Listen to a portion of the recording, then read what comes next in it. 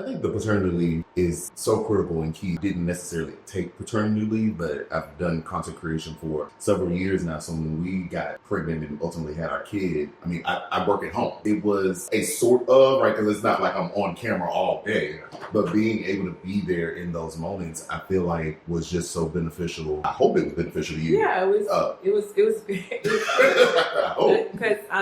sometimes after birth, mothers go through a lot. Our birthing story was a little traumatic.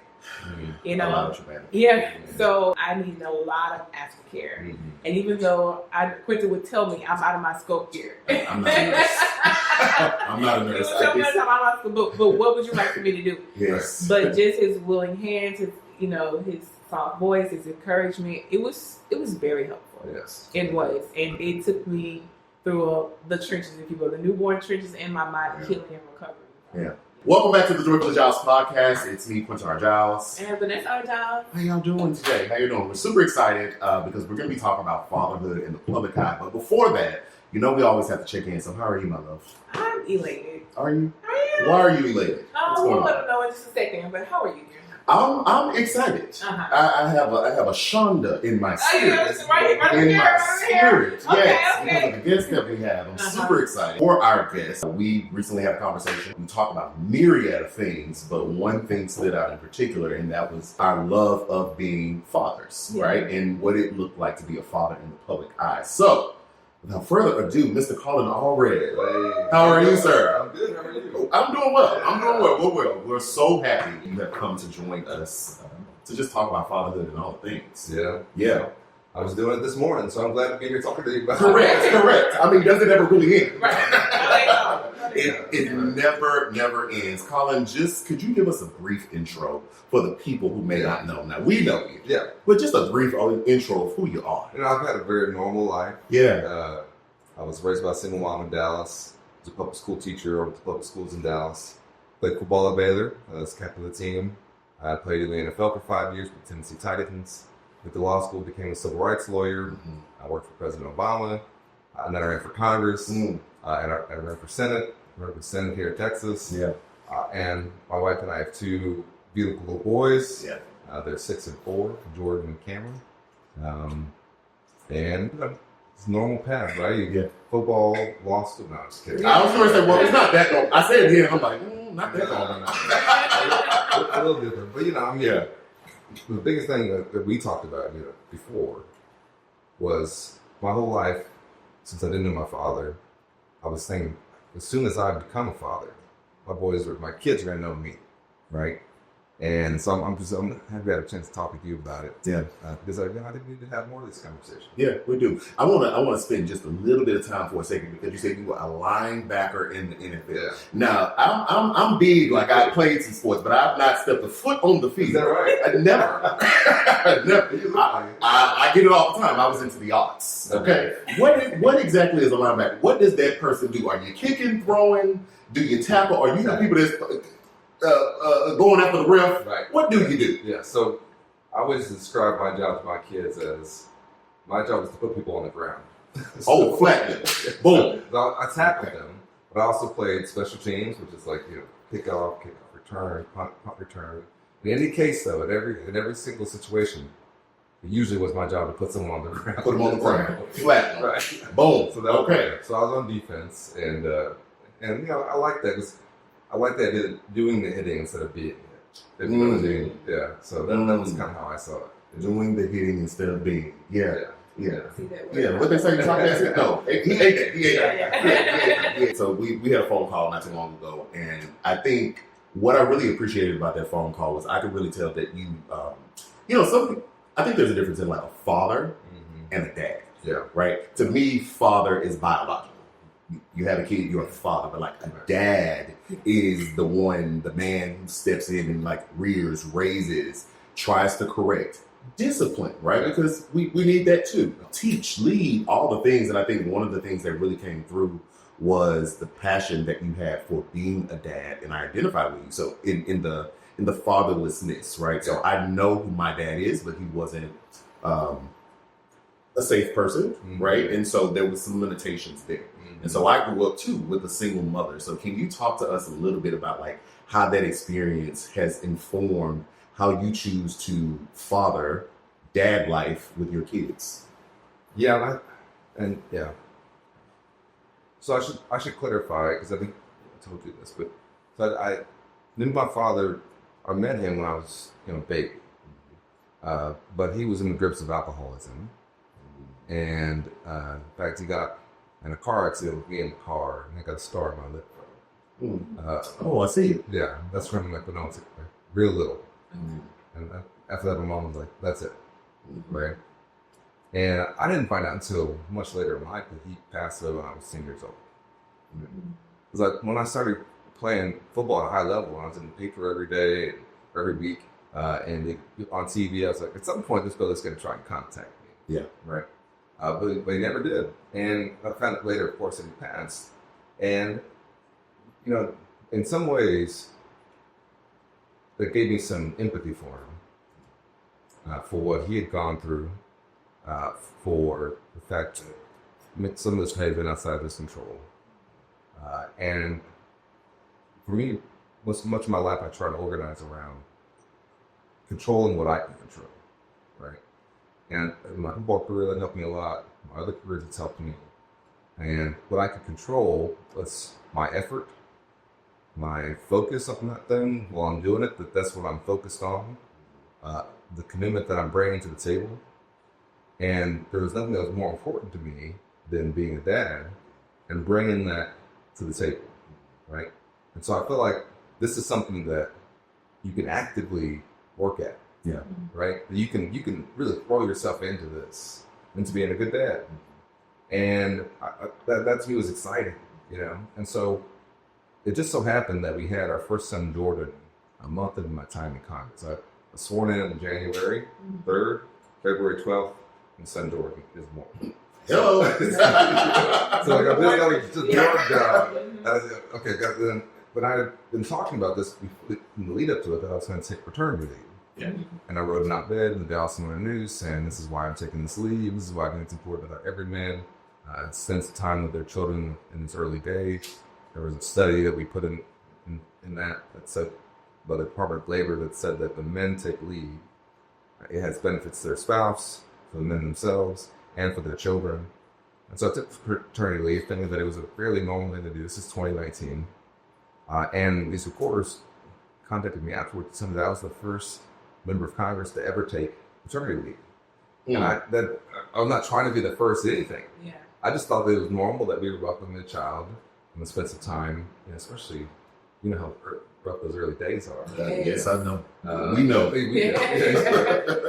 And that this is something that everybody should have. Yeah.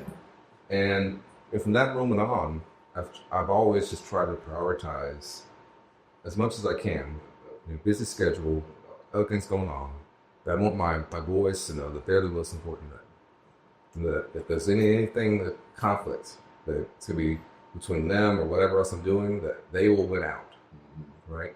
And also that they can trust me, yeah, to your point, that they can believe that if I'm telling them something that it's in their, protect them, it's in their interests, right?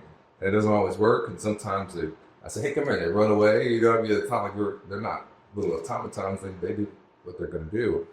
But I do think that for me, it's been the most enriching experience of my life. Yeah. Right? And it's brought me and my wife closer together.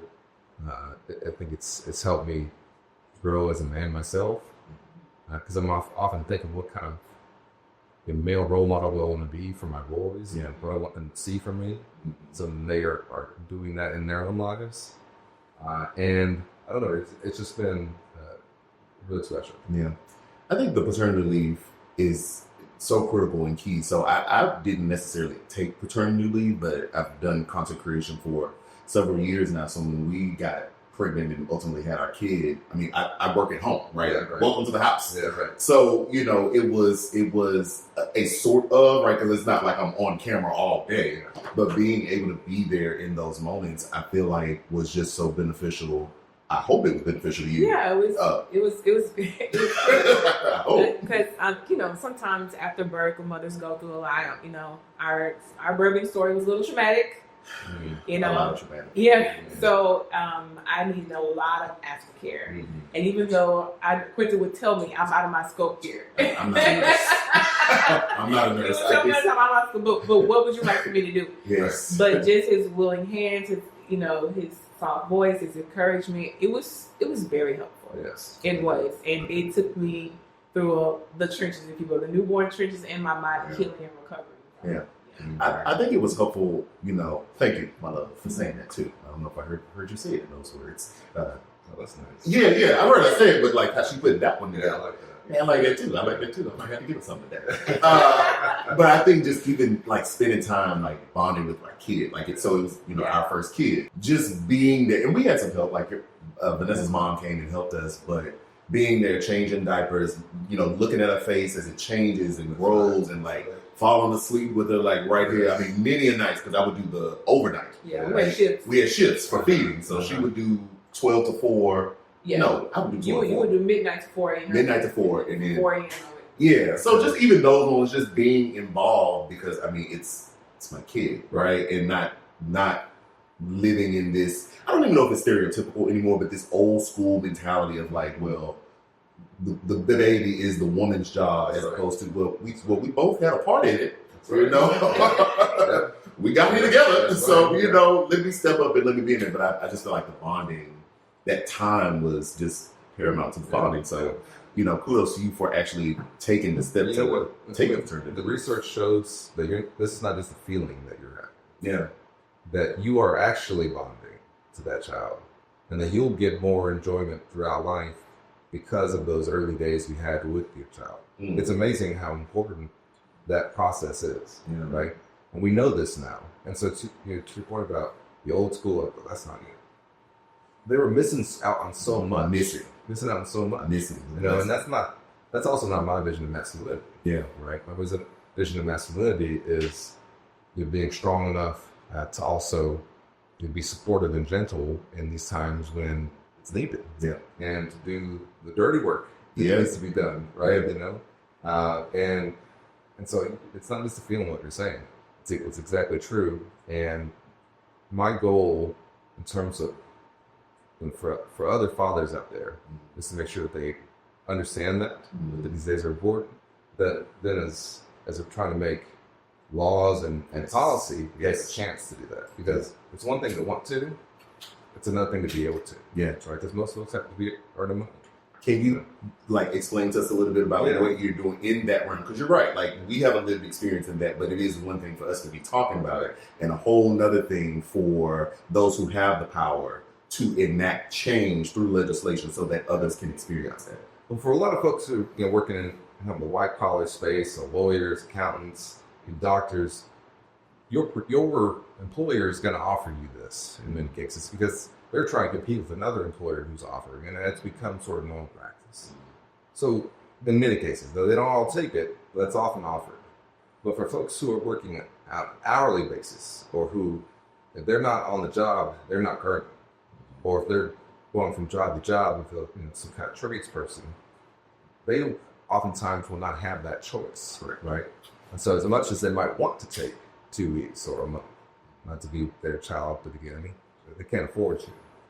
And as it turns out, we're the only major industrial nation in the world that hasn't recognized this. It doesn't have a national paid leave policy, right? And what is a national paid leave policy? It means that if you are going to miss a certain amount of work, that you're going to still get paid during that time, right? And so this is something I was working on when I was in Congress, and it just so happened that, strangely enough, from the first Trump administration, we talked a little bit about this, Ivanka Trump was into this. This was something she was interested in. And so she invited me to the White House to do an event. I will hold my words. And my first thought was, I'm not going to that White House, you know what I mean, for anything. I've been there for President Obama. I'm definitely not going to go there for this one. But I thought, if it would help me advance this cause, it shouldn't be a partisan issue. It shouldn't be, it shouldn't just be how I feel about one thing or another. This is what I want to try and get done. And so I went to it, and even a bill of mine that was trying to work our way towards that was mentioned by the President Trump at the time, at the State of the Union. And I thought that we could get that done. And I still think we can, right? Because to me, for working families out there, they should have the same opportunities that we're having to have this bonding moments, so they can have the same outcomes that we will have, right? And we used to say in the NFL, we have a 100% injury rate, which means at some point you're going to get hurt, right? Mm-hmm. Well, in life, you have a 100% chance that at some point you're going to need to miss a little bit of work, whether it's a new child, or something happened in your life, or to a loved one. I just need a day. Might need a day. Yeah. And for many, many folks, out there, this is just not an option. And so, and I think that's not right, because it also makes you more productive as a worker. So that's the thing that I often tell folks: you want to be pro-business, you got to be pro-worker, right? You got to support these folks, because then they'll come back to work and they'll think, I'm fulfilled in my home life, and I'm better off now to then do good work in the workplace, right? And it's all about having more holistic approach of saying, how do we make it not just so hard? I got family in this country. Right? How do we make it just not so hard to get by? And we want to just raise your kids. Mm-hmm. And for my mom, it was a struggle. I'm sure for your mom it was as well. Yeah. She would leave me with any wise person who she thought could watch them for an hour or an hour and a half. It's a one day, child care, right? Mm-hmm. And that's not what we want. We want to have a better system, and we can. Yeah. You said something. I know my wife has some questions for you, so I'm gonna be quiet after this. Sure. But you said something that I really would like to draw out, because I think it's important and it's kind of hard to do. You were working towards making this legislation making law, and you have a person who is, for all intents and purposes, in the opposition party, right? That they're in power and invite you to the White House. And the thought process of the initial reaction is, I'm not going to that. I feel you on that.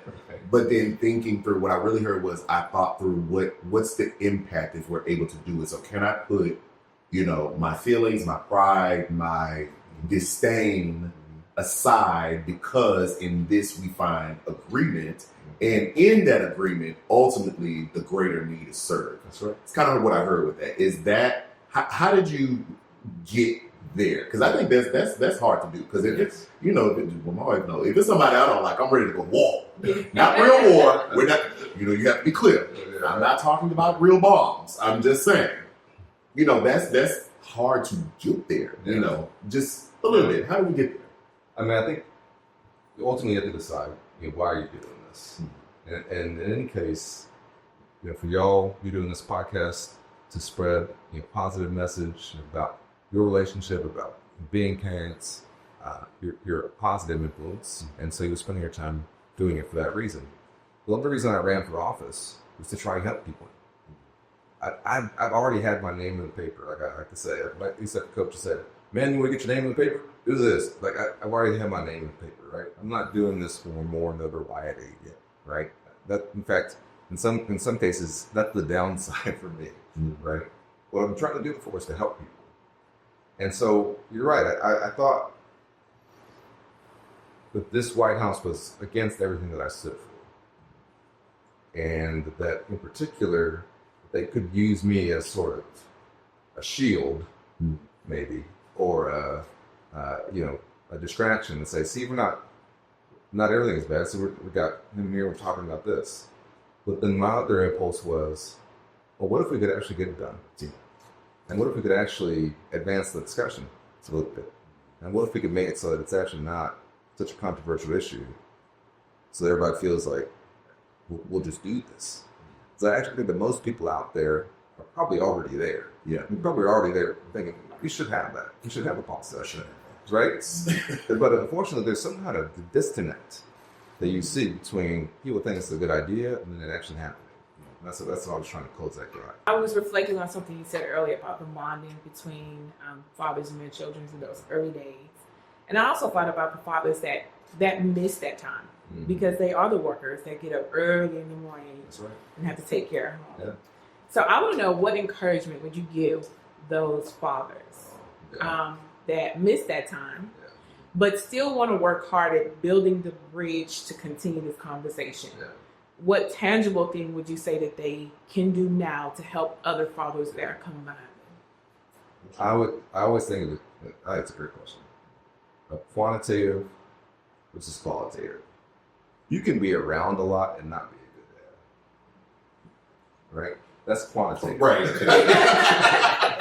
Correct. You sit on the couch in your undershirt, watching TV and ignoring your kids. You're around, but you're not a good dad.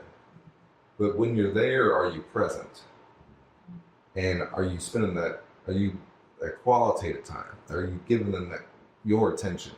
Or are you on your phone? And listen, I feel like I work pretty hard. So in some cases, I fall into this category of retarded, about where I'll not have as much time as I would like.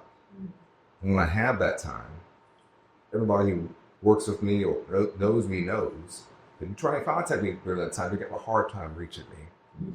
Because now I'm with my kids, right? And because I don't have as much time as I'd like, this is the time that I'm going to focus in on them. I don't want them to feel like dad's distant or that we don't know if dad's paying attention, right? Sometimes I fall asleep when I'm with them, but but they time out. And so I don't want to, I don't want to get the wrong impression that I think that anybody who has to work hard to take care of their family, I appreciate that. I think that's a masculine virtue that I would say providing and the ability to provide is something that we should continue to respect and hold up, right? But I think that time you do have has to be time that you can, as much as possible, focus on the kids to make sure that they feel that. And so the other part of it is I try to tell my kids where I am and what I'm doing and why I'm doing it. And I'm sure if I doesn't feel the same way, if I'm away, I want you to know why dad is away. You know what I mean? I want you to know that while I'm away, I'm missing you. Sorry, I got one small example for you, and I don't have to talk about this usually, but my kids collect rocks. Okay. And they bring them to me. And they bring me rocks. And I always carry 2 of their rocks with me in my pocket. And I'll tell them that. I'll show them this before I leave. I said, remember, I have my rocks. And so if I put my hand in my pocket, I'm thinking about my kids. Yeah. And so that's kind of about it. Yeah. It is beautiful. I got touched with the always, trying to explain to them, where, thinking about my daughter. I'm serious about my baby. I don't play about my baby. That's right. But I guess I was thinking about, some of the things that I've turned down because I'm like, it's too long. I can't be away that long. Yeah. I would love to, but she's so small right now. My kid is 3. She's so small. She doesn't fully grasp and understand. I think I did this something recently. I went to a training for a week, and it tore me up because every day it's like, hey, when you coming home? Where are you? I'm like, baby, I'm at a training. She doesn't understand, and it's eating me up. So no. You're FaceTime? Yeah, we're FaceTime. Yeah. But still, it's not the same. They're not here. They're not here. Yeah. And as much as she loves some goodnight kisses, I want my goodnight kisses and hugs too. Like that's our thing. Recently, she was like, "What is that? I need my kisses." Yeah. Can you tell Daddy I need my kisses? Yes. Okay. And literally ran to the office. I was in class. I'm in the doctoral program, and I was like, "Screw it! Come in! Cut the camera off." Yeah, I gave my baby hugs and stuff. So I feel you. I know you do. Yeah. I mean, I can tell you do. I think that she's going to turn out. Her life is going to be impacted by that, and by the love that she feels that you can have for her, and that's what I want my boys to have as well. Yeah, feel that. Yeah, know that if anything happens, I always call Dad. You have another question? I do. That's another more. What else would you say to fathers who have children that are coming into that? I know your children are 4 and 6, right? Yeah.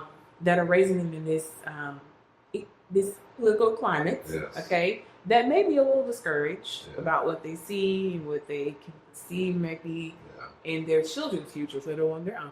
Yeah. What is something encouraging that you would tell fathers to continue the conversation of telling their children? Yeah. This is tough now. Because I think oftentimes we see on TV behavior that we're telling our children to not exhibit. Yes. We're telling them, don't bogey. Yes. Don't lie. Don't belittle. Right? Don't demean. Be somebody to trust. Right? And I'm constantly delivering this message to my boys. Like we're not bullies. My boys love to be big. Yeah. And like, we're not bullies. We're not to be bullies. But one thing I have to put up with is that then you turn on the TV and there it is. And it's hard. Mm-hmm. And you think, hey, people are being successful doing this. Mm-hmm. And that's why I do think that the personal example is still the most important thing. Because the outside world is going to come at our kids with so much. I mean, up until the last couple of years of high school, for me, I'm a little older. I think we didn't have, How old are you? I'm 42. Oh, yeah. It's okay though. You look good. You drink water. Your voice got a little deep with that. Like that was old or something. He said he's older than me. Okay. So she's older than me. Don't be mad because I'm youngest fry at the table. But go ahead. This is your moment. Okay. And we didn't have the internet like it is now. Yeah. It was just like everywhere, mm-hmm. right? And it certainly didn't have smartphones. And I'm constantly thinking about when my boys are on, when they eventually going to want to be on Instagram, all the different things. And I'm worried about it because I read all the same things everybody else is reading. And then I think about, we had things back then too that were distractions, that were bad examples, and things that were in the world that, the information that your kids could be receiving could be negative. And so, it's the thing that has always remained true is the most important role model in their lives is going to be you. And especially for fathers, I think, whether it's a daughter or a son, their image of men is going to be shaped by how you behave. And if you behave a certain way, I do believe it will sink in a bit that this is how we act, this is how we conduct ourselves, right? And so I my encouragement to anyone out there is the world has always come at us with huge challenges, particularly for I think Black fathers and for folks, minority communities. We've always had to have a little bit of a feeling that we're going to have a different conversation at times, but it's always also been true that your example will be the most powerful one for them, and that we can't shut out the world, but you can say, let's make the world better, right? Let's make the world more like what we want to see. And so I am very worried about this moment, because I talk to young people all the time. I try to tell them, what you're seeing in politics now is not how it's always been. Correct. You know what I mean? Correct. In the not too distant past, yes. Maybe that honorable folks who are running against each other who you might just disagree. Like 16 years ago. Like it was not. It was not like ancient history. Yes. When Obama ran against McCain, it was like two honorable folks running. And remember John McCain at a town hall, a woman was trying to say that she didn't trust Obama, that he was an Arab and Muslim. John McCain said, "I'm gonna stop you there.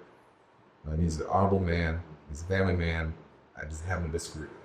Right? That would never happen today. No, that's not. We're not. That never happened. But I do think we should still try and get back to it, and I think we can model that in our own families first. Absolutely. Yeah. You almost got me to be emotional there for a second when I was thinking about. Colin, don't drop a tear. Go ahead. We family. Every time I leave home, I think of my kids, and I think about why I'm doing this and what I want them to know. When some of my kids this morning, I told them, I'm going to be home tonight, but I'll be home after bedtime. Mm-hmm. Hopefully you'll be asleep. You better be asleep. Around. Right. I'm going to be kissed and all that. And I count the kind of evenings that I miss sometimes. And I'm constantly wondering if I'm getting balance right, But I hope, and I think they will, know that I tried as hard as I could. And I think that's the thing that I'm proud of, regardless of how anything else goes, that they'll know that, and that we'll try and give them that feeling that I do remember lacking. Not having my father around, and I looked for male role models, and I found them, and I had a lot of men who stuck with me in my life, right? But it was always set at a remove of, it's not your father, right? That's your coach, that's your counselor, that's your teacher, right?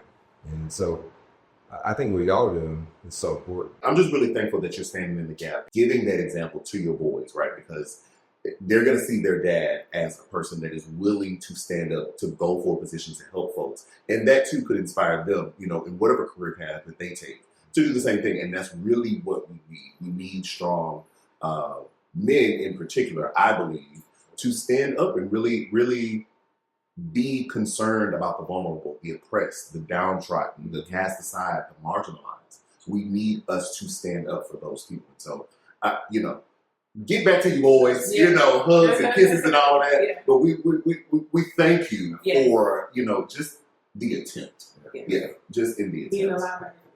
Come on. Knock down some of the bad laws. Well, Mr. Colin Allred, we want to thank you so much for being here. Yes. Thank you for your voice. Thank you so much. Yeah.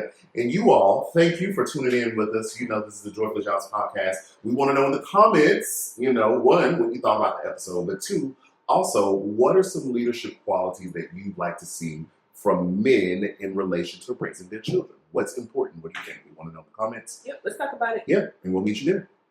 All right. And that's a wrap. Awesome. Thank you. Y'all are great. Oh, thank you. You're great.